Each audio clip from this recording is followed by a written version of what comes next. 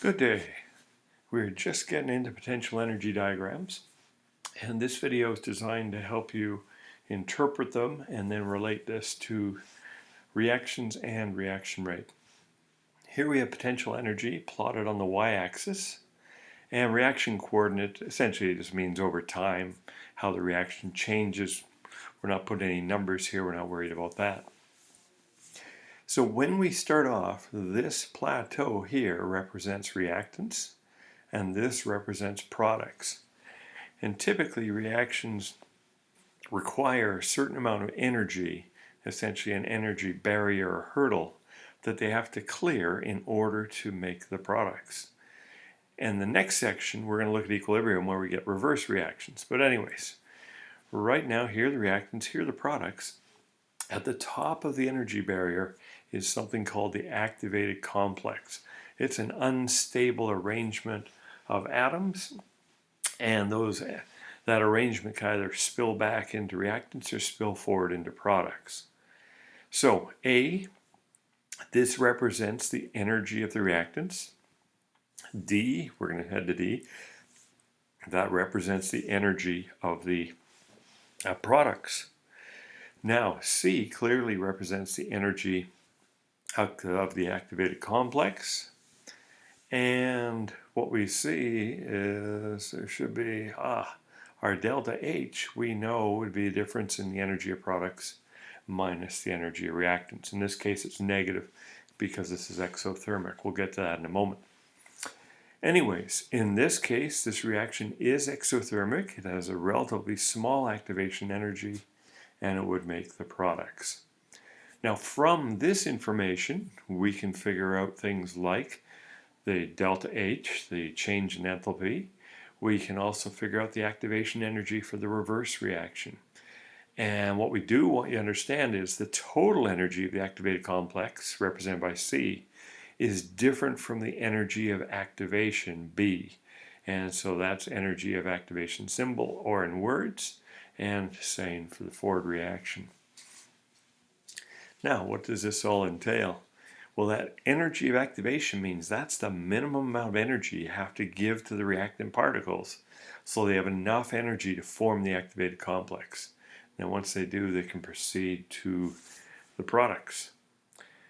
So it says the forward reaction is exothermic, reverse reaction is endothermic. Delta H is going to be D minus A. This small number minus a bigger number, so it's going to be exothermic. Now for the reverse reaction, the reactants become products, products become reactants, so it's A minus D. The reverse reaction has to be endothermic. The activation energy for the reverse reaction, it says, is C minus D. So C minus D, that gives us this gap here, which is the height from the products to the activated complex. So we would expect the forward reaction to be much faster than the reverse reaction.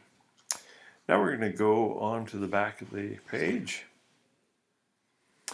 And what we're going to look at are four graphs.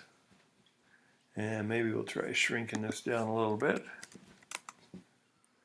And we want to see, are these things fast or slow? So the first two reactions are exothermic. The delta H is negative, delta H is negative. And the second two are endothermic because the products have more energy than the reactants. So that's one thing you have to be able to do very easily, identify endothermic and exothermic. Now for a fast reaction, we're looking for a small activation energy. So this one's fast because you don't need much energy to go from reactants to activated complex, and that's a small activation energy.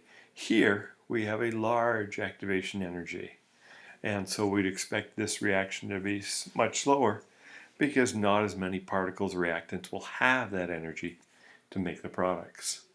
Same thing down here. When we look, this activation energy, even though it's endothermic, is still fairly small, whereas over here the activation energy is large, and therefore this reaction is going to be slow. Now, many exothermic reactions are self-sustaining. There's a formula in first year chemistry that you run into to calculate this. But often, if you're getting all this energy back as you make products, that energy can be in the form of such things as heat, and it can go back to the reactant particles, give them energy to come over, and it becomes essentially a loop of energy supplied to the reactants to make the products, making more energy that goes back to reactants, etc. So hopefully that gives you a pretty clear introduction to potential energy diagrams and some of the things that they are telling you.